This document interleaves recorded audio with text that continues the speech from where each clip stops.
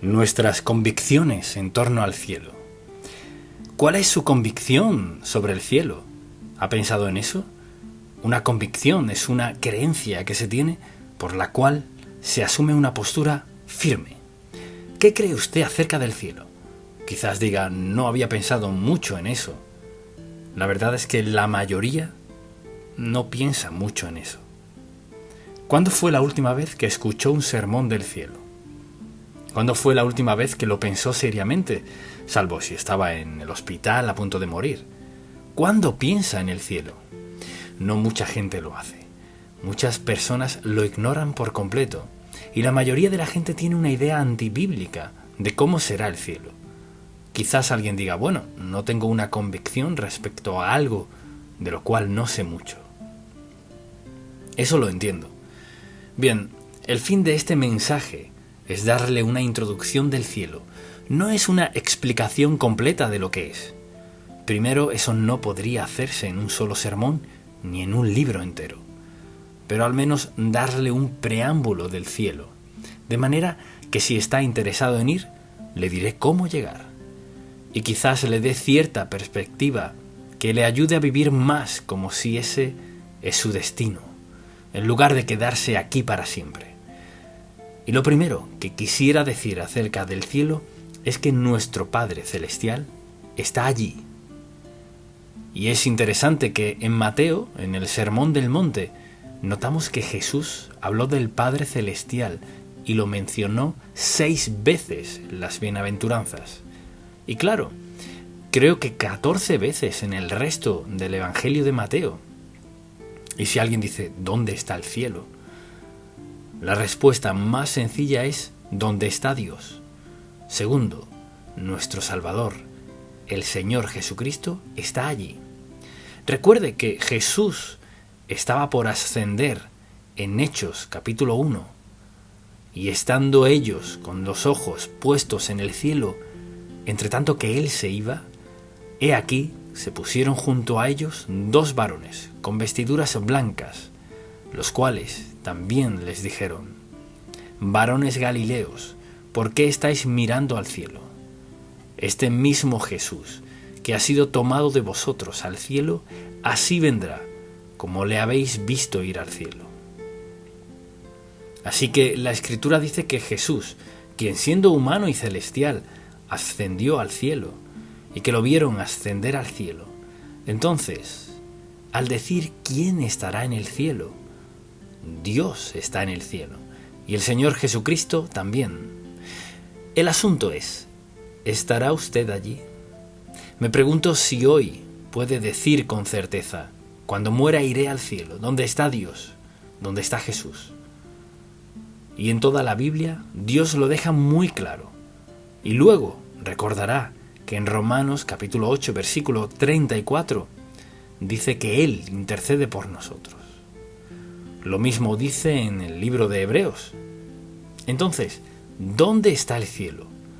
¿Dónde está Dios? ¿Y dónde está Dios? Allí también está Jesús. En tercer lugar, diría sobre el cielo que es un lugar preparado.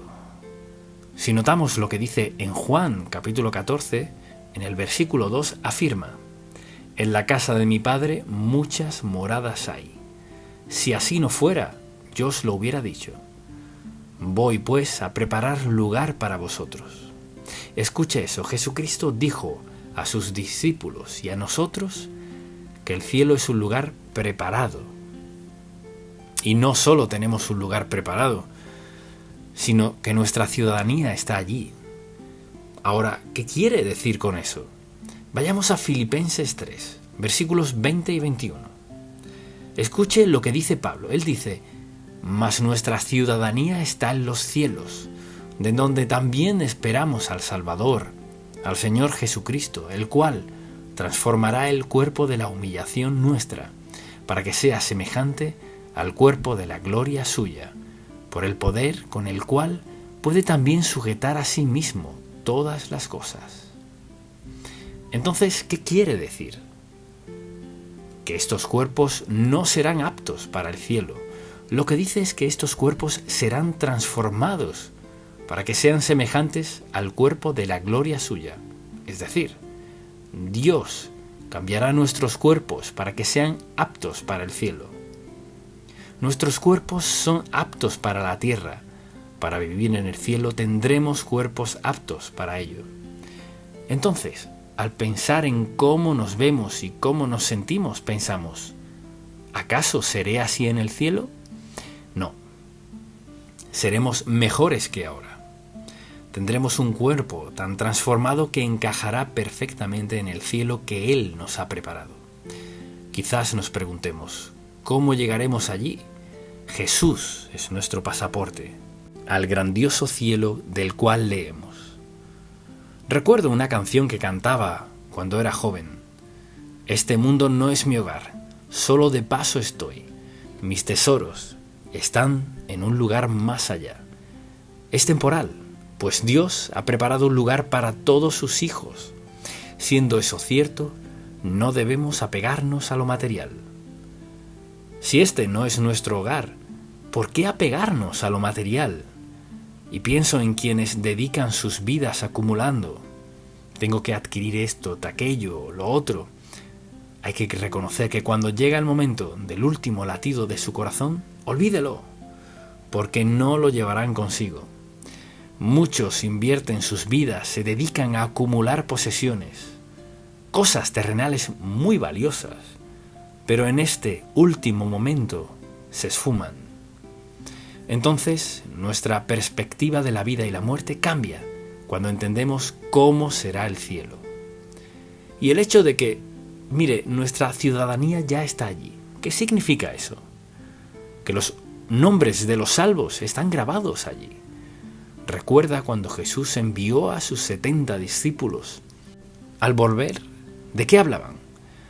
Decían, aún los demonios se nos sujetan, y alababan al Señor Jesús por el poder que Él les había dado para sanar y todas las maravillas que sucedían. Y recuerda lo que dijo Jesús después de que dieron su testimonio de todo lo sucedido. Dijo, se gozan por eso. Eso es bueno. Pero regocijaos de que vuestros nombres están escritos en los cielos. Y recuerdo, hasta el día de hoy, por alguna razón, fui a ver a un señor muchas veces cuando pastoreaba una iglesia pequeña en Danville durante un verano. Había un señor a quienes todos querían. Estaba enfermo. Estaba enfermo por mucho tiempo y no podía levantarse de la cama. Iba a visitarlo quizás 3 veces a la semana. Era un gran hombre, pero perdido. Y recuerdo el día que fue salvo. Conversábamos y aceptó a Cristo como su Salvador.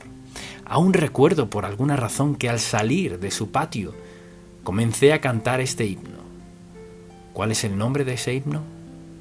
Hay un nuevo nombre en la gloria.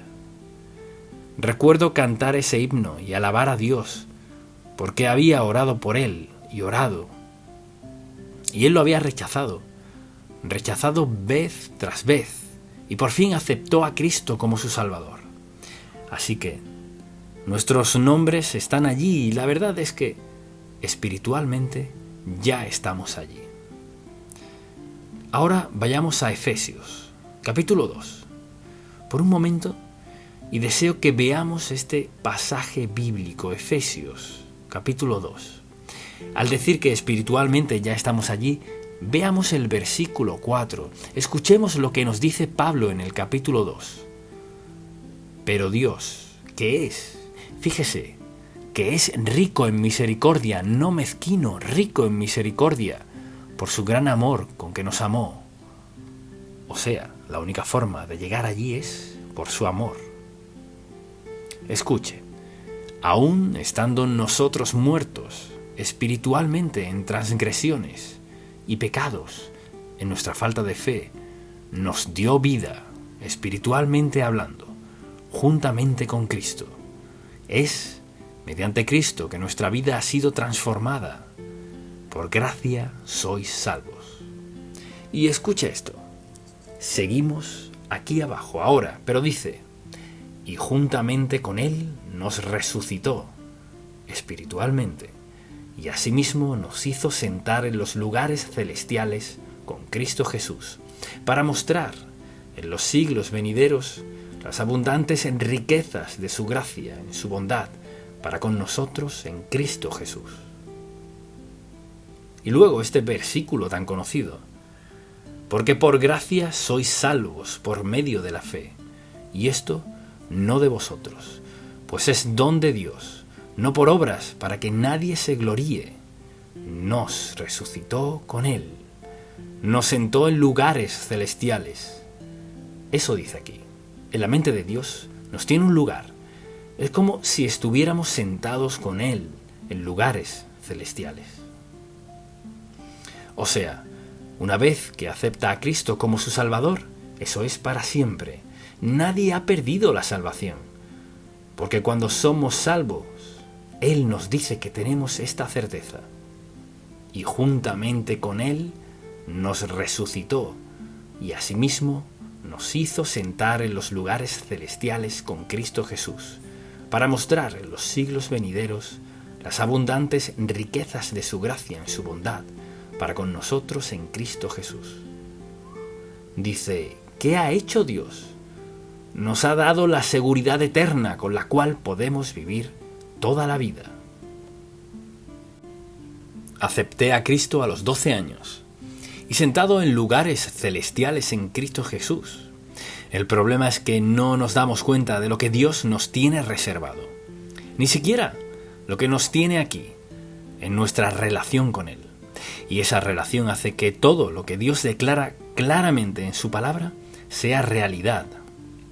O sea, al uno ser salvo, no es que Dios diga, bueno, un día de estos morirás, sino dice lo siguiente: aún estando nosotros muertos en pecados, nos dio vida juntamente con Cristo. Por gracia sois salvos, y juntamente con Él nos resucitó. Espiritualmente, resucitados en Cristo, y asimismo nos hizo sentar en los lugares celestiales con Cristo Jesús. O sea, en la mente de Dios en realidad es como si ya estuviésemos allí. Como sea que lo vemos, eso significa. Decimos que nuestros nombres están en el libro del Cordero. Es mejor que solo estar inscritos allí. Dice, espiritualmente ya estamos allí. Dios nos ve allí porque nos ve a la luz de nuestra relación con su Hijo Jesús. Así que, en medio de dificultades, al estar decaído, si todo marcha mal, recuerde esto: ¿dónde estoy a los ojos de Dios? Sentado en la presencia del Dios vivo, provista por el mismo Jesucristo, y no hay nada que temer. Entonces, al decir que espiritualmente ya estamos allí, volvamos a Efesios, capítulo 1, porque no nos damos cuenta de lo que tenemos. Vea lo que dice Pablo en esta maravillosa carta a los Efesios. Versículo 13. Dice, en Él, o sea, en Cristo, lo cual significa que por nuestra relación con Él, por nuestra relación con Cristo, al haberlo aceptado como nuestro Salvador, en Él vosotros habiendo, escuche esto, habiendo oído la palabra de verdad. Una parte muy importante, habiendo oído la palabra de verdad, que es el Evangelio de vuestra salvación, y habiendo creído en Él, en Cristo, fuisteis sellados con el Espíritu Santo de la promesa.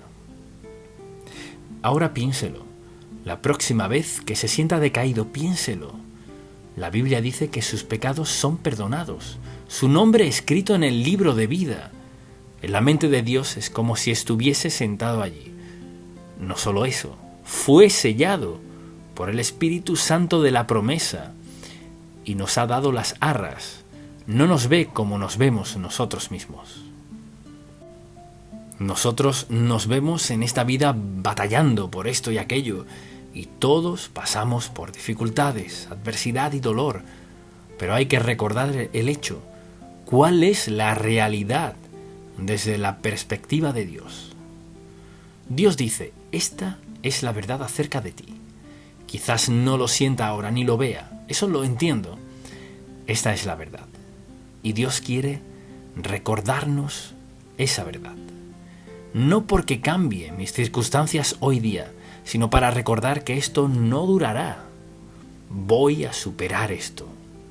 No significa que yo estaré aquí y Dios allá.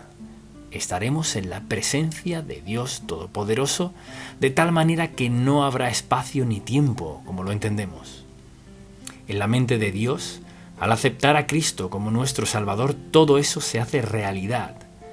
O sea, cuando decimos que ya estamos allí, mientras más entendamos nuestra posición en Él, todo será más claro. Puede que sufra, puede que tenga dificultades, pero ¿sabe qué? Al considerar lo que dijo Dios, no pienso en eso. Pienso en lo que dijo Dios. En su presencia todo será perfecto. Y cuando entendemos lo que ha dicho Dios que ya nos ha sucedido, ¿qué ocurre? Podemos ver el futuro y darnos cuenta de que pase lo que pase ahora, será maravilloso un día. Mire, Dios no nos puso aquí en la tierra para dejarnos aquí. No fue para que nos quedáramos aquí. Ahora hay quienes viven un poco más que otros, pero el asunto no es ese. El asunto es que un día Dios nos llamará por nombre. Claro, la Biblia dice que el cielo es donde está nuestro tesoro. Quizás alguien piense que su tesoro está en su propiedad, en el banco, su oro, su plata, todo eso. Pero escuchemos lo que dice Jesucristo en Mateo 6. Haceos tesoros en el cielo, no en la tierra, donde ni la polilla ni el orín corrompen, y donde ladrones no minan ni hurtan. Porque donde esté vuestro tesoro, allí estará también vuestro corazón. ¿Dónde está su tesoro? ¿Acumula esto, aquello y lo otro? ¿Cree que su seguridad se basa en cuánto dinero tenga o en cuántas propiedades tenga, oro, plata, lo que sea? Nuestro tesoro, escuche bien, nuestro tesoro no puede comprarse. Mucha atención. Cualquier cosa que se compre puede perderse. Todo lo tangible se pierde. Nuestro tesoro es nuestra relación con Dios. Y todas nuestras acciones, con la actitud y el espíritu correctos, Dios nos recompensará. Allí está nuestro tesoro, no aquí, sino haceos tesoros en el cielo, tesoros que no podemos tocar. Pero ¿cómo los hacemos? Con buenas obras, con obediencia, con vida santa, con acciones de amor, perdón, amabilidad, bondad, etc. Y también dice que nuestra herencia y nuestro galardón están allí. Vayamos a Mateo, capítulo 5, en el Sermón del Monte, y escuche lo que dice en este capítulo 5, versículo 12, después de dar las bienaventuranzas. Dice así, el versículo 12: Gozaos y alegraos, porque vuestro galardón es grande en los cielos. Vuestro galardón es grande en los cielos. ¿Qué es un galardón? No es nada que hagamos para ser salvos. Hay gente que lo cree y todos debemos tener buenas obras, pero no para llegar al cielo. Hacemos buenas obras por ser hijos de Dios Todopoderoso. No es hacerlas porque si hago tal cosa será mejor en el cielo, no. Es la vida normal de alguien temeroso de Dios que hace lo que el Señor Jesús nos mandó hacer. Debemos ser temerosos de Dios, santos, y ayudar, amar, perdonar y todo lo demás. Todas esas cosas. Y Jesús habló de nuestra herencia y dijo: Gozaos, que vuestro galardón está en el cielo, no aquí. Y pienso en esas personas que realmente se esmeran. De vez en cuando conozco a alguien que realmente se esmera en ser lo suficientemente bueno para ir al cielo. Es un intento interminable y vano, porque eso no fue lo que dijo Dios. Porque por gracia sois salvos. Ese es el amor y perdón de Dios basado en la muerte de Cristo, su Hijo, por gracia. Vayamos un momento a Pedro. Pedro en el primer capítulo. Deseo que veamos algo que Pedro dice aquí y creo que se aplica a todos. Pedro capítulo 1 versículos 3 y 4. Dice: Bendito el Dios y Padre de nuestro Señor Jesucristo, que según su grande misericordia, no mera misericordia, su grande misericordia, nos hizo renacer. Escuche lo que dijo. ¿Sabe cómo hemos nacido de nuevo? Por la misericordia de Dios. Según su grande misericordia nos hizo renacer para una esperanza viva por la resurrección de Jesucristo de los muertos. ¿Y en qué se basa nuestra esperanza?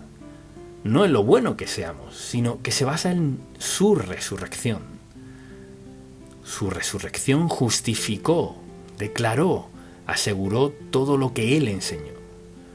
Por la resurrección de Jesucristo de los muertos, para una herencia incorruptible, incontaminada e inmarcesible, reservada en los cielos ¿para quién? Para vosotros. Veamos ahora estos versículos. El versículo 3. Bendito el Dios y Padre de nuestro Señor Jesucristo, que según su grande misericordia nos hizo renacer a una esperanza viva. ¿Cómo sabemos que es viva? Por la resurrección de Jesucristo de los muertos. Y por ello hemos obtenido una herencia incorruptible, que no puede destruirse, incontaminada, que no puede mancharse, e inmarcesible, reservada en los cielos para vosotros. Mire, si usted es salvo, vea lo que tiene.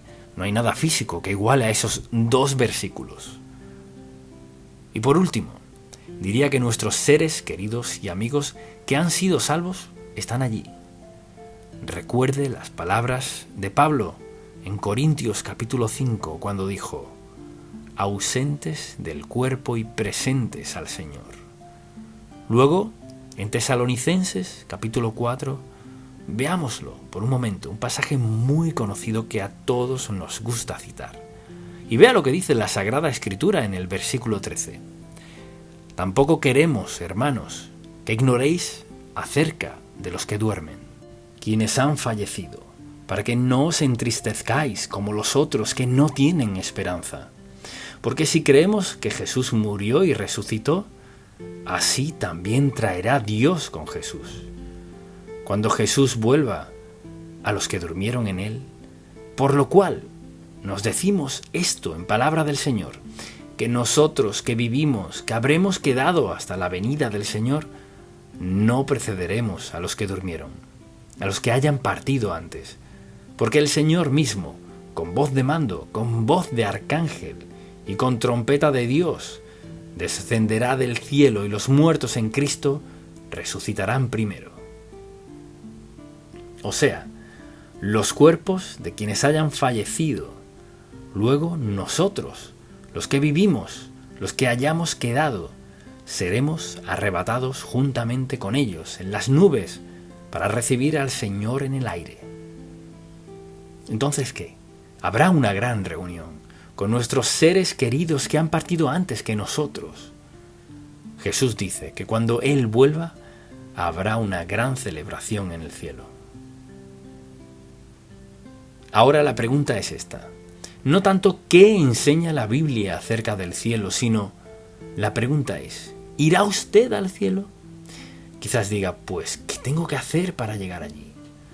Solo hay un camino para llegar al cielo. Aceptar a Jesucristo.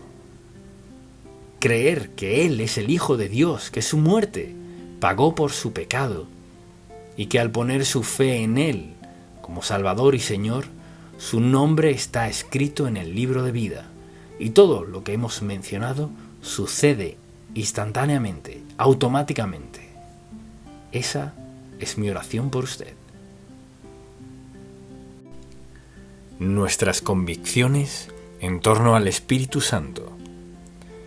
Muchos creyentes viven toda su vida y pierden una de las mayores bendiciones de Dios, porque nunca se dan cuenta de que en ellos mora el Espíritu Santo, a quien Dios envió a morar en nosotros, para facultarnos a hacer lo que Él quiere que hagamos y ser las personas que Él quiere que seamos. La mayoría nunca se da cuenta de eso.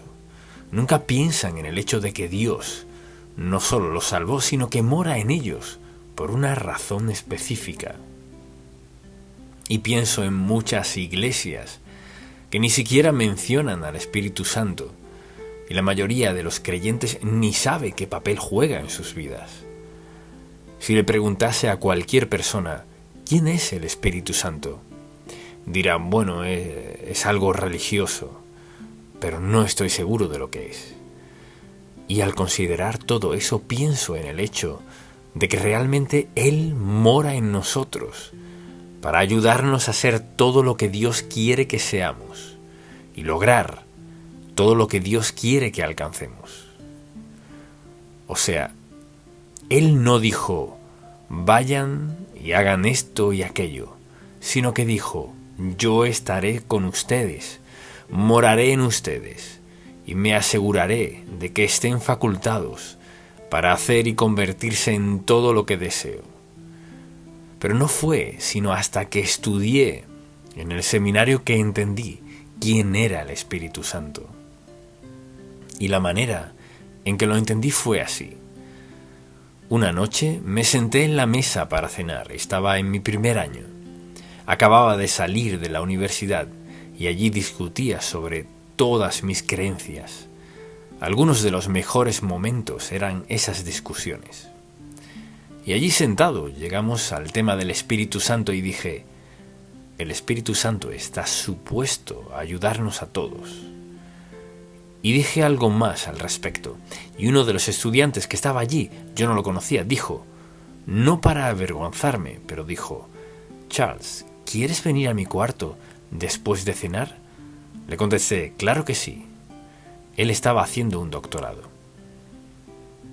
Pensé, algo aprenderé de este joven, seguro. Bien, entré a su habitación y me sentí muy intimidado. Tenía libros del piso al techo, salvo en las ventanas, por todo alrededor del dormitorio. Así que me dijo lo siguiente. Noté que al hablar del Espíritu Santo te refieres a algo. Y le dije, así lo indica la Biblia. Y luego le señalé algunos pasajes bíblicos. Los busqué y se los mostré, y él me dio un Nuevo Testamento en griego y dijo, este es mi primer año. Mi primer semestre, apenas estoy aprendiendo griego.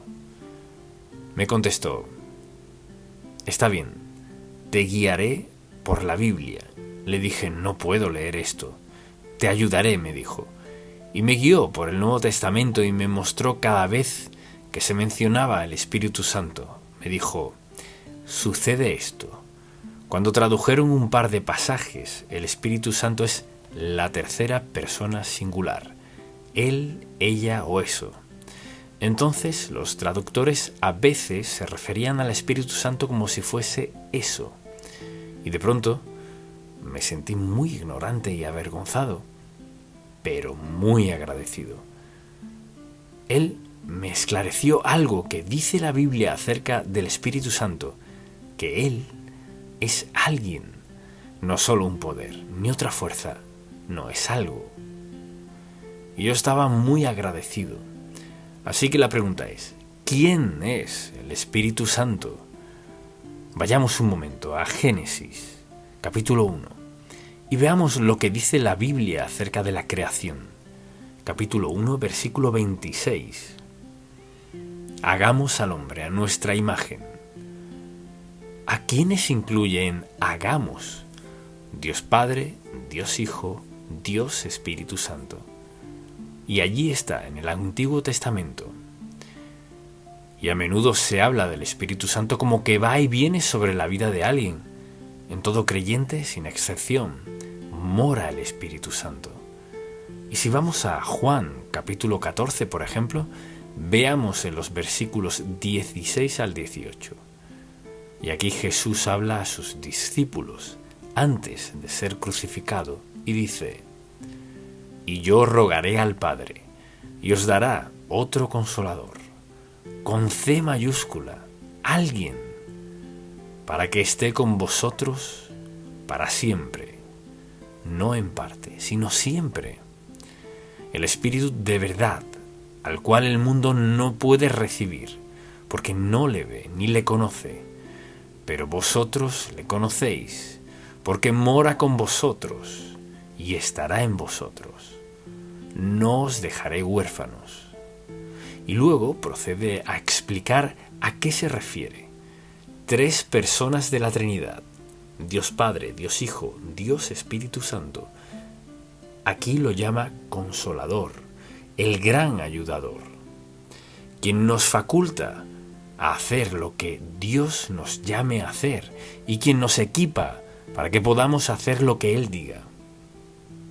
Y creo que haber crecido en una iglesia donde se hablaba del Espíritu Santo, esto y aquello, pero nadie decía: este Espíritu Santo de quien hablamos, mira lo que hace en tu vida.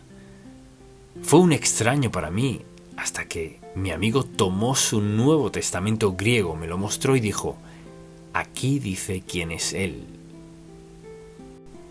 Vimos cada versículo del Nuevo Testamento y lo entendí hasta cierto grado, pero de inmediato me di cuenta de lo que alguien debió haberme dicho. Y siendo un niño de 12 años, no tenía que vivir la vida cristiana solo. A veces no me iba muy bien y batallé mucho hasta que Él me hizo entender. Me dijo: tienes al Espíritu Santo morando en ti. Cuando comencé a darme cuenta de eso, todo cambió y de inmediato caí en cuenta: seré un mejor estudiante porque tengo al Espíritu de Dios obrando en mí, que me facultará y ayudará a recordar lo que necesite recordar. Y todo lo que pudiera pensar, el Espíritu Santo está allí. Así que piense en lo que enfrenta con su familia, por ejemplo. A veces batalla. Usted tiene al Espíritu Santo.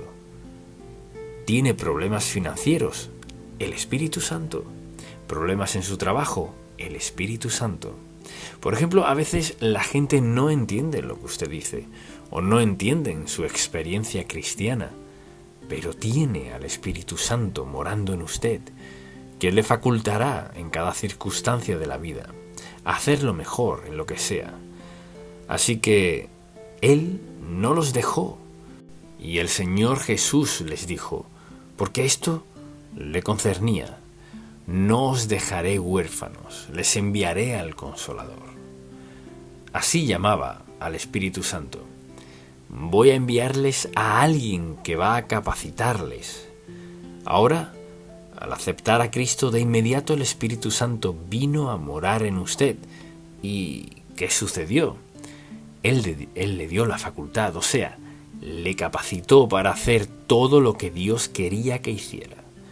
Él le facultó para hacer todo lo que Dios quería que hiciera a esa edad, en esas circunstancias, más adelante y por el resto de su vida.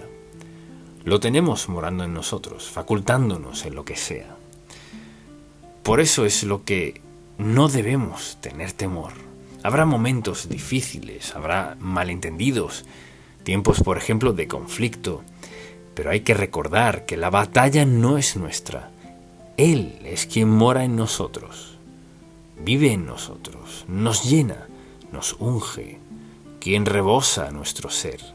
Él es nuestro guardián, es la fuente de nuestro conocimiento y sabiduría y la fuente de nuestro poder, nuestra energía para ser y hacer lo que Dios quiera que hagamos. Al pensar en eso, la vida cristiana es maravillosa. Al aceptar a Jesucristo como su Salvador, sus pecados fueron perdonados por lo que Él hizo en la cruz, al pagar su deuda de pecado. Usted solo le pide perdón, creyendo lo que Él dijo, que si confesares con tu boca que Jesús es el Señor y creyeres en tu corazón que Dios le levantó de los muertos, serás salvo. Y de inmediato Dios le sella como uno de sus hijos. Luego, el Espíritu Santo comienza a trabajar en su vida. No es en un instante. O sea, recibir al Espíritu Santo es instantáneo, pero vivirlo dura toda la vida. Y llegamos al fruto del Espíritu y todo reconocemos que de vez en cuando no somos tan amorosos ni tan amables como debiéramos. Pero Él está allí. ¿Y qué hace? Él lleva a cabo una de sus labores, que es convencernos de pecado y perdonarnos. Él nos recuerda que no tenemos que albergar el pecado y pensar, oh Dios, ¿qué voy a hacer? Dice en Juan capítulo 1, versículo 9, si confesamos nuestros pecados, o sea, que nos ponemos de acuerdo con Dios, que el pecado no tiene lugar en nuestra vida. Y Dios está dispuesto a quitarlo si estamos de acuerdo con Él. Si confesamos nuestros pecados, Él es fiel. Vea la siguiente palabra, y justo. ¿Qué significa eso de que es justo? Bueno, pues quiere decir que al ir a la cruz y pagar nuestra deuda, Él tiene derecho a decir que el alma que pecare morirá. Y ahora dice, si confiesas tus pecados, te arrepientes, me entregas tu vida, serás perdonado por completo. Así que la obra del Espíritu Santo es convencernos de pecado. Eso es solo una cosa. Jesús lo expresó hermosamente al decir que Él es nuestro consolador. Nos ayuda en todo aspecto de nuestra vida. Mire, Dios quiere que vivamos para Él, dependiendo y confiando en Él cada día, para toda circunstancia de la vida. Imagínese cómo se habrían sentido, porque eso fue lo que les dijo el Señor en el capítulo 24 de Lucas, y que se predicase en su nombre el arrepentimiento y el perdón de pecados en todas las naciones, comenzando desde Jerusalén. Y vosotros sois testigos de estas cosas. He aquí, yo enviaré la promesa de mi Padre sobre vosotros, el Espíritu Santo. Yo enviaré la promesa de mi Padre sobre vosotros. Pero quedaos vosotros en la ciudad de Jerusalén hasta que seáis investidos de poder desde lo alto. Escuche esto, les dijo, su tarea es esta, el mundo. Id por todo el mundo y predicad el Evangelio a toda criatura. Imagínese que estuviésemos aquí sentados 120 de nosotros, solo los que están aquí, y que Jesús dijera, esta es su tarea. Lleven lo que les he enseñado al mundo, los dejo, pero el Espíritu de Dios estará en y con ustedes y los ayudará. Pero ustedes, 120, su labor es simplemente llevar al mundo lo que han visto y oído. ¿Cuál sería su primera respuesta sincera? Pues de ninguna manera podré hacer eso, eso diría. Pero Él les dijo exactamente eso, les dijo, su tarea es llevar lo que les he enseñado al mundo, y les dijo, no los dejaré, siempre estaré allí. Así que al despertarse en la mañana, usted despierta en la presencia del Espíritu Santo. Y Dios quiere que despertemos, no solo en su presencia, sino en el reconocimiento del Espíritu Santo. Que hoy, a quien sea que encuentre, lo que sea que enfrente, no tengo que preocuparme ni angustiarme porque Él estará en, con y sobre mí, facultándome para llevar a cabo la responsabilidad que tengo, cumplir lo que sea que Dios quiera que cumpla, hacer bien lo que Él me llame a hacer. Confiar en que tendré todo lo que necesite porque Él lo suplirá. Dice que Él nos sella. Eso no es algo que va y viene.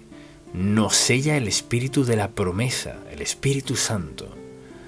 Su intención nunca ha sido que vivamos ni un día sin depender de Él. Sin embargo, pienso en cuánta gente va a la iglesia cada domingo y la única vez que escuchan del Espíritu Santo es quizás si cantan Espíritu Santo, lléname. Tal vez lo escuchen allí, pero cuando se trata de predicar, enseñar, hablar, compartir, no escuchan a nadie hablar de eso. Porque el diablo no quiere que hablemos de la fuente de nuestra fuerza y poder. No quiere que pensemos en eso. Él quiere que lo principal en nuestra mente sea temor y duda. ¿Quién soy? Soy un don nadie. Mire, le diré quién es usted. Es alguien digno de que Jesús muriera por usted. eso le hace muy valioso a los ojos del Dios Santo. Y el Espíritu Santo está allí para obrar y morar en su vida y lograr las cosas que Dios quiere lograr. Ahora, Él es nuestra fuente. Hemos de verlo como nuestra fuente, la fuente de fuerza y poder en nuestra vida. Y hay muchas referencias a eso en la Biblia, pero ¿a qué se refiere al hablar del poder del Espíritu Santo? Todo el mundo quiere alguna clase de poder, ¿verdad? ¿Cuál es el poder del Espíritu Santo? Es su capacitación, es su energía divina, es la realidad de Dios Todopoderoso. Es Dios haciendo algo sobrenatural en nuestra vida, energía divina y autoridad espiritual. Ahora mire, alguien comienza a discutir sobre el Evangelio, solo diga, gracias Espíritu Santo. Cuando usted entre en una discusión con alguien, aprópiese en ese instante de la presencia y el poder y la palabra del Espíritu de Dios. Él está allí como su defensor. Él está allí como su proclamación. Está allí para hablar verdad por medio de usted. Dirá cosas en las que ni había pensado. Dios le recordará pasajes en los que ni había pensado. ¿Por qué? Porque ya no soy yo, sino Cristo que vive en mí. Y de esa manera es como Dios quiere que vivamos. Por eso envió al Espíritu Santo. ¿Por qué? Para iluminar su mente, para ayudarle a entender y ayudarle a saber qué hacer y cómo reaccionar. Y para equiparle para una vida piadosa. Mire, usted es morada del Espíritu Santo y está afianzando, porque Dios le selló con el Espíritu Santo de la promesa. Y a veces actuamos así. Es que yo soy tan débil y no puedo hacer esto, ni puedo hacer aquello, y pobre de mí. Y todo ese tiempo tenemos a la deidad morando en nosotros, listo para obrar en nosotros y hacer su voluntad, cual sea. Pero esa verdad hay que reconocerla, creerla y apropiarnos de ella. Sin embargo, sé que muchas personas que escuchen este mensaje nunca habrán escuchado un mensaje del Espíritu Santo. Y no es que sea nuevo, sino que la gente no habla de él. Y he escuchado a personas decir, bueno, hago lo mejor que puedo. Bueno, eso no es bíblico. ¿Dónde está eso en la Biblia? Hago lo mejor que puedo. No.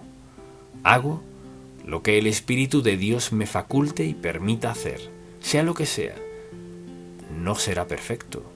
No siempre será lo mismo. El Espíritu. Mire, me encanta esto acerca de Dios. Nos ama y conoce lo suficiente para que no nos dejará hacerlo todo perfecto siempre. ¿Y sabe por qué? Porque nos volveríamos engreídos, egocéntricos y orgullosos. Ahora, lo que hace por mí me deja cometer errores aquí frente a usted. Así que nunca quiero dar la impresión de que sea perfecto, porque no lo soy. Pero soy sincero, no perfecto, pero sí genuino. Y todos tenemos al Espíritu Santo morando en nosotros. Cuando usted despierte en la mañana, despierta en su presencia, quien mora en usted. Él está allí ¿para qué? Para facultarle todo el día a hacer bien lo que sea que tenga que hacer y encontrar gente a su alrededor todo el día, con una sonrisa en su rostro y gozo en su corazón. Quizás no siempre lo sienta, pero responde por el Espíritu, no sus sentimientos. Las emociones van y vienen, son lo que sea, pero al reaccionar por el Espíritu lo hace en fortaleza. Reacciona en la energía, el poder y la unción del Espíritu de Dios sobre usted. ¿Y sabe qué pasa? La gente no estará impresionada, sino impactada por su vida, porque ven algo que normalmente no ven en todo el mundo. Ahora bien, permítame darle una definición de la energía y del poder de Dios. El poder del Espíritu Santo es la energía y la autoridad de Dios derramadas en la vida del creyente, con el propósito de darnos una vida piadosa y un servicio fructífero. Escríbalo. La energía y autoridad de Dios derramadas en la vida del creyente, con el propósito de una vida piadosa y un servicio fructífero. Mire, no para hacernos felices, aunque lo seremos. No para hacernos gozosos, aunque ese es un fruto del Espíritu. En otras palabras, Él obra dentro de nosotros para lograr su voluntad. Y Él es el ayudador en toda situación. Es cuestión de saber que Él está allí, reconocer que está allí, actuar como que está allí y andar en el reconocimiento de que está allí. Cuando eso transcurre en su vida, realmente algo sucede. Entonces, al hacer la obra de Dios a su modo y en su sabiduría, seremos bendecidos pase lo que pase en nuestra vida. Piénselo por un momento. Como seguidor de Jesucristo, usted está equipado con la presencia del Espíritu Santo, quien es parte de la Trinidad, por lo que tiene poderes sobrenaturales. Ya usted no está solo, sino está totalmente equipado con la presencia del Espíritu Santo para enfrentarlo todo y cualquier cosa. No es que la vida sea fácil, sino que lo enfrente, nunca lo hará solo. Usted y Dios Padre, Dios Hijo, Dios Espíritu Santo lo enfrentarán todo juntos. Y piénselo, no puede perder. Cualquiera que sea la batalla, no puede perder. Cuando toda la Trinidad dirá, pensé que se refería solo al Espíritu Santo.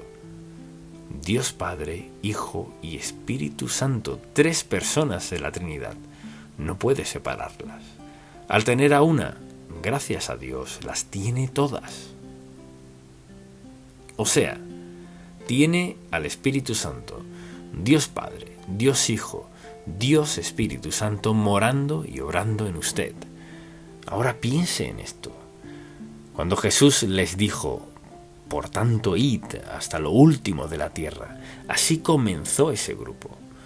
Lo que les dijo que hicieran, lo hicieron lo suficiente para abarcar el mundo. Y Dios sigue obrando. Incluso en esos dialectos que faltan por traducirse, hay gente que está trabajando diligentemente para que toda persona en el mundo pueda entender en su idioma la verdad del Evangelio de Jesucristo. Entonces, yo le pregunto, ¿dónde cabe el Espíritu Santo en su vida? ¿Está usted pensando, pues ni siquiera sabía quién era Él? Mire, Él es una persona de la Trinidad. Es nuestro sello, nuestra salvación, nuestra vida. Él quiere que vivamos de su energía y fortaleza, en su poder, en su nombre, para su gloria y honra. ¿Y qué sucede? Somos bendecidos en el proceso. Amén. Y alguien dirá, ¿qué es eso de ser llenos del Espíritu Santo? Es esto. El Espíritu Santo, quien mora en usted, no necesariamente le ha llenado. Él le ha sellado al ser salvo, pero ser lleno del Espíritu significa estar dispuesto a confesar sus pecados, arrepentirse y dejarlos, rendir su vida a Él, entregarle su vida, reconocer que Él es su dueño y tiene derecho a morar en usted y guiarle, y que usted está dispuesto a seguir su voluntad, a hacer lo que Él quiera. Al haberse rendido por completo a Dios, el Espíritu Santo viene a su vida en plenitud total. Lo experimenta de un modo que no lo experimentará al solo confesar sus pecados. Y lo que sucede es, mientras más se entregue a sí mismo, a Él, más lo experimentará a Él. Él es una persona real de la Trinidad. Entonces piense en esto. Al salir hoy de aquí, saldrá en la presencia y el poder del Espíritu Santo para cumplir su voluntad y propósito en su vida. Cuenta con la promesa de su continua e ininterrumpida presencia. Continua e ininterrumpida. Tal vez sienta una interrupción, quizás sienta que le pasa que le pasa toda clase de cosas. Continua e ininterrumpida presencia y poder para vivir y cumplir el propósito de Dios para usted. No hay mayor bendición que esa. Esa es la labor del Espíritu Santo. Padre, te damos gracias por lo que haces por nosotros, mucho más de lo que podríamos contar. Y te pedimos que nos concedas un firme, profundo e insaciable deseo de tu Espíritu en nuestra vida, que tengamos una vida entregada. Y dijiste que al hacerlo habrá amor, gozo, paz, bondad y benignidad, y todas las promesas del Espíritu. Oramos hoy por quienes han escuchado, que aún no son salvos, que no te han aceptado como su Salvador. Que recuerden que no hay sustituto para la salvación, no hay sustituto para la presencia del Espíritu Santo. Y si quieren lo mejor de ti, viene mediante la salvación, al poner su fe en Jesús y pedir la plenitud del Espíritu en su vida. Y lo concederás, y te damos las gracias por eso. En el nombre de Jesús. Amén. Nuestras convicciones en torno a la crucifixión de Cristo. Este mensaje se titula Nuestras convicciones en torno a la crucifixión de Cristo. Lo más probable es que usted tenga muchas convicciones de varias cosas. Pero permítame decir esto, sin creer esto, no tendrá el don de vida eterna. ¿Cuáles son nuestras convicciones en torno a la crucifixión de Jesucristo? Y le invito a Corintios, capítulo 2. El apóstol Pablo había sido azotado y encarcelado en Filipos. Lo habían corrido de Tesalónica a Berea y otros sitios.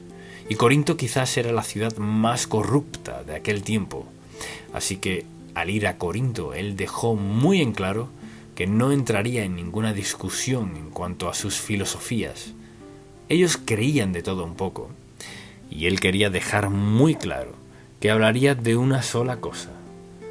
Veamos entonces el segundo capítulo, desde el versículo 1, que dice: Así que, hermanos, cuando fui a vosotros para anunciaros el testimonio de Dios, no fui con excelencia de palabras o de sabiduría, pues me propuse no saber entre vosotros cosa alguna, sino a Jesucristo y a éste crucificado.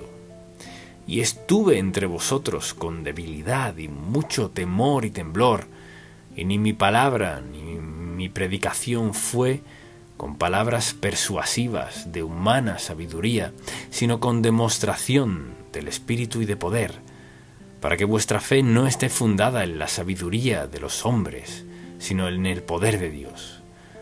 Al hablar de la crucifixión, quizás todos tengamos diversas ideas de lo que Dios tenía en mente, pero mi propósito es ayudarle a entender justamente qué sucedió. Fue más que solo un hombre colgado en una cruz. En verdad, ¿qué ocurrió? ¿Qué tuvo lugar? Y además, ¿cómo nos afecta eso? Y deseo que veamos el primer capítulo de 1 de Corintios. Leamos un par de versículos, desde el 23, que nos dan una idea de cuán admirable era la crucifixión de Jesús para el apóstol Pablo. Y dice el versículo 23: Pero nosotros predicamos a Cristo crucificado, para los judíos ciertamente tropezadero, y para los gentiles locura, mas para los llamados, así judíos como griegos, Cristo poder de Dios y sabiduría de Dios, porque lo insensato de Dios es más sabio que los hombres. Usualmente cuando la gente piensa en la cruz, la llevan en el cuello o en una pulsera o colgada en alguna pared, así que la consideran ser un símbolo del cristianismo. Pero deseo que entendamos lo que es realmente. En verdad, ¿en qué consiste? Pablo dijo, en lo que a él respecta, que era el tema. Y al acercarse a un grupo de filósofos que querían conversar de toda clase de ideas, les dijo: vengo con una cosa en mente. Quiero que entiendan lo que pasó cuando Jesucristo fue crucificado. Y si alguien le preguntase, quizá usted daría una respuesta muy sencilla. Pero al hablar de convicciones, quisiera que escribiera lo que es una convicción, de lo que sea. Tener una convicción es estar tan plenamente convencido de que algo es totalmente cierto que asume una postura sin importar las consecuencias. Entonces, si alguien hablara de la cruz, ¿tomaría usted una postura? ¿Acaso diría usted: sí, yo sí creo en la cruz? Bien, deseo que consideremos varios puntos vitales de la cruz y que quizás no ha contemplado. Usted cree en la cruz y sabe que Jesucristo murió en la cruz, pero ¿qué fue todo eso? ¿Qué fue la muerte de Cristo en la cruz? Pudo haber muerto de otra forma, pero muy claramente la Biblia habla de su muerte en la cruz. Así que deseo que veamos un par de versículos. Veamos en 1 de Pedro, capítulo 1. En el capítulo 1 y en el versículo 20 le daré un par de versículos. Y sé que será sensato y los escribirá. Escuche lo que dice Pedro aquí, desde el versículo 19. Sino con la sangre preciosa de Cristo, como de un cordero sin mancha y sin contaminación, hablando de la cruz, ya destinado desde antes de la fundación del mundo, pero manifestado en los postreros tiempos por amor de vosotros, y mediante el cual creéis en Dios, quien le resucitó de los muertos y le ha dado gloria, para que vuestra fe y esperanza sean en Dios. Y ahora volvamos a Efesios capítulo 1. Estamos hablando de la cruz y de cómo sucedió todo esto. Desde el versículo 4, note lo que dice. Según Dios nos escogió en Él, se refiere a Jesús, antes de la fundación del mundo, para que fuésemos santos y sin mancha delante de Él, en amor, habiéndonos predestinado para ser adoptados hijos suyos por medio de Jesucristo, según el puro afecto de su voluntad. Esto es lo que dice. Antes de que entráramos en escena, Dios había planeado la muerte de su Hijo para expiar el pecado de toda la humanidad. Antes de crearnos, Dios sabía que pecaríamos. Y deseo que notemos lo que dice. Antes de la fundación del mundo, Dios sabía quién sería salvo. Sabía que usted sería salvo. Y sabía quién no sería salvo. Dios dispuso un gran plan de redención para toda la humanidad. Así que Dios no reaccionó a nada. Fíjese en cómo lo dijo, y me encanta este pasaje, cómo lo dice en Efesios. Leamos. En amor, habiéndonos predestinado para ser adoptados hijos suyos, por medio de Jesucristo, según el puro afecto de su voluntad. Fue su decisión. Dios escogió salvarnos mediante su Hijo, y al decir nos escogió en Él antes de la fundación del mundo, la cruz se trata de cómo Dios cumplió su plan predestinado para salvarnos a cada persona que será salva. De eso se trata la cruz, de que Dios planeó la salvación de la humanidad, y no la planeó en el Edén después de que Adán y Eva pecaran. Antes de la fundación del mundo la planeó. Fue motivado por tres cosas. O sea, ¿por qué Dios escogió salvación para la humanidad, sabiendo que el hombre caería? Bien, su primera motivación fue nuestra pecaminosidad. La Biblia dice, por cuanto todos pecaron y están destituidos de la gloria de Dios. O sea, todos fallamos, todos pecamos. Y me sorprenden algunas personas que conozco. Me encanta conocer personas que no son creyentes porque veo lo que creen. Y si hablo de pecado, hasta ahí llega la conversación. Siempre que hablemos de otra cosa está bien. Me alegra verle, pastor. Pero si comienza a hablar de pecado, pero mire, fue Dios quien dijo, por cuanto todos pecaron. O sea, hemos violado, quebrantado la ley de Dios. Todos hemos pecado y estamos destituidos de lo que Dios planeó para nosotros. Y uno de sus propósitos, una de sus metas es el perdón. Todos hemos pecado contra Dios. Debemos confrontar el pecado de algún modo. Podemos ignorarlo y pagar el precio o ser perdonados. 3 motivaciones. La pecaminosidad del hombre. Segundo, el amor de Dios. Y deseo que veamos un versículo, especialmente en Romanos 5. Dios pensó en nuestra pecaminosidad, pero también tuvo en mente su gran amor por nosotros. Y aquí, en Romanos 5, hay muchos versículos maravillosos. Vayamos al versículo 8, cuando Pablo dice de una forma tan hermosa: mas Dios muestra su amor para con nosotros, en que siendo aún pecadores, Cristo murió por nosotros. Entonces, ¿qué lo motivó? Lo que lo motivó fue su amor por nosotros. Su amor produjo nuestra salvación. Así que 3 motivaciones. Nuestra pecaminosidad, estábamos perdidos. Segunda, su amor lo motivó a hacer algo. Y lo tercero que lo motivó fue su justicia. Ahora mucha atención, porque esta es la esencia del Evangelio. Dios dijo: el alma que pecare morirá. Todo el que peca contra Dios es responsable ante el juicio y comparecerá ante el juicio. Pero ¿cómo un Dios amoroso salva a un mundo pecador y sigue siendo justo? Recordará, por ejemplo, que en el Antiguo Testamento se sacrificaban machos cabríos, corderos, becerros, palomas, etc. Todo eso era símbolo de algo. Era el relato de una historia. Era el relato de una verdad, que eran simbólicos de lo que sucedería una sola vez y para siempre, y es la muerte de su hijo. Pero ellos no entendían todo eso en aquel entonces.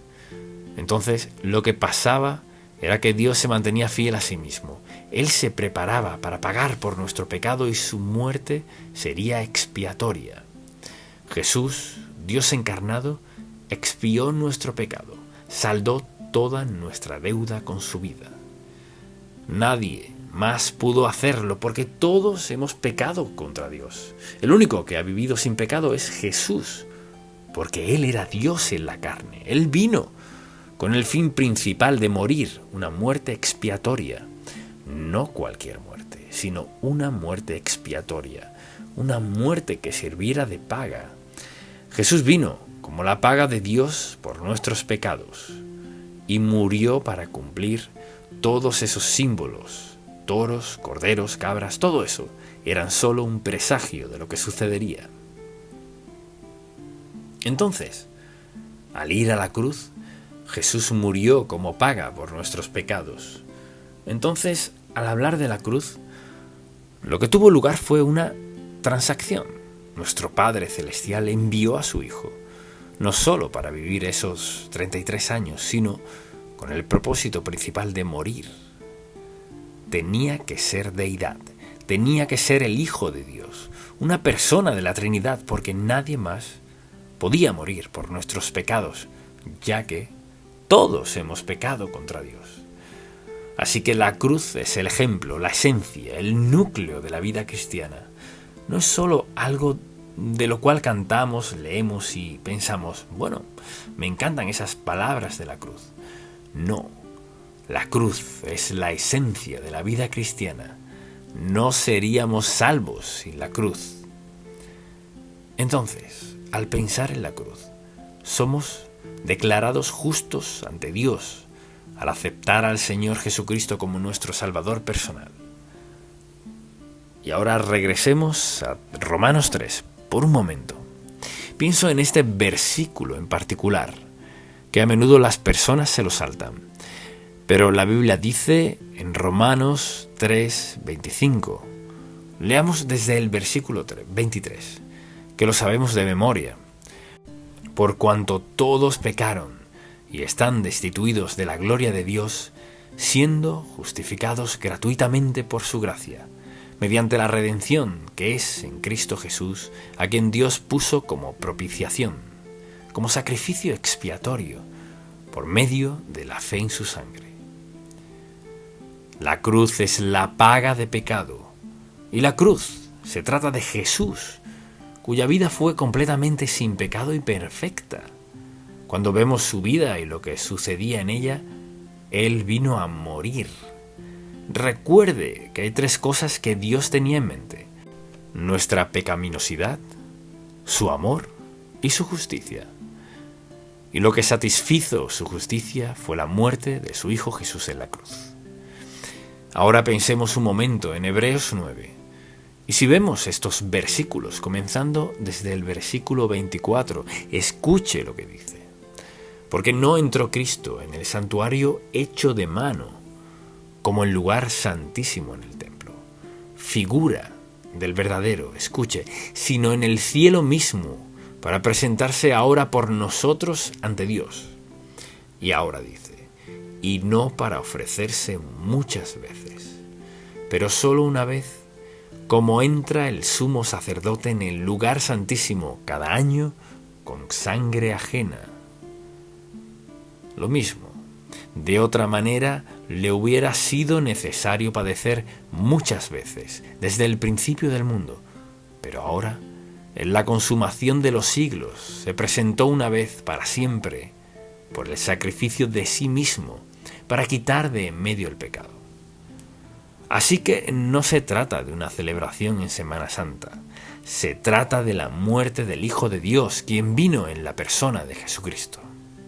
Se trata de la paga de nuestro pecado. Pero hay algo más que deseo que notemos, y es esto. La crucifixión de Jesús fue un suceso que nunca podrá ser duplicado y nunca necesitará ser repetido. Fue un suceso único, nunca duplicado, porque Jesucristo vino, murió y ascendió al Padre. Nunca podremos duplicar eso, nunca. Un momento en la historia, un momento en la vida de toda la creación. Allí Dios, encarnado, su Hijo Jesús, murió por los pecados del hombre. Y no solo eso, nunca necesita repetirse. Piensa en esto. No sabemos la edad del mundo, o sea, Dios lo sabe. Hay toda clase de estimados de la edad del mundo. Mire, una vez, un día, en una cima, en una cruz, Jesús murió en la carne humana para expiar todos los pecados de la humanidad, desde Adán hasta la segunda venida de Cristo. Él pagó nuestra deuda. No tiene que repetirse, porque ese es el poder de la muerte de Jesús. Él tomó sobre sí todo el pecado de la humanidad. Porque mire, fue Dios, en la persona de Jesús, que murió para pagar una deuda que asumió por nuestros pecados. Y Él pagó la pena. Y por último, deseo mencionar algo más. Escuche esto. La muerte de Jesucristo lo cubrió todo. Todo. No hay nada que le iguale. Nada se le compara. Entonces, al morir afectó a todos. A todo. Pasado, presente y futuro. Y vivimos conscientes de la presencia de Dios Todopoderoso. Nuestro futuro está fijo, si su nombre está en el libro de la vida del Cordero, si ha aceptado a Cristo como su Salvador.